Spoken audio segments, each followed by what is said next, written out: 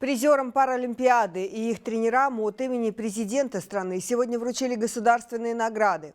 Указом президента орденами Баррес первой и третьей степени награждены первый в стране двукратный чемпион в парапауэрлифтинге Давид Дегтярев и чемпионка Паралимпийских игр в Париже и первая обладательница золота в пара-дзюдо Ахмарал Науатбек.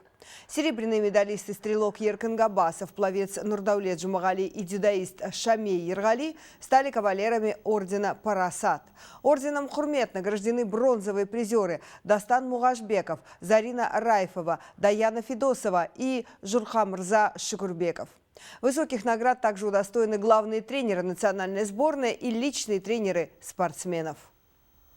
Благодарность вам и всему народу Казахстана за поддержку. Защита чести нашей страны на Паралимпийских играх в Париже стала для меня огромной гордостью.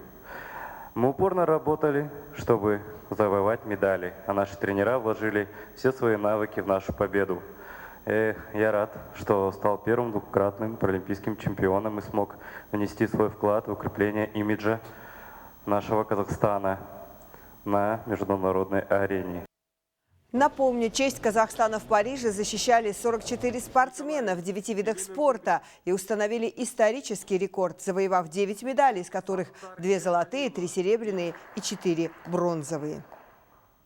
Я сегодня удостоилась указом президента ордена Баррес третьей степени. Выражаю благодарность в том числе моему тренеру. В пара-дзюдо я пришла в 2021 году и с тех пор начала готовиться к Паралимпиаде. Рада, что дошла до цели и осуществила свою давнюю мечту.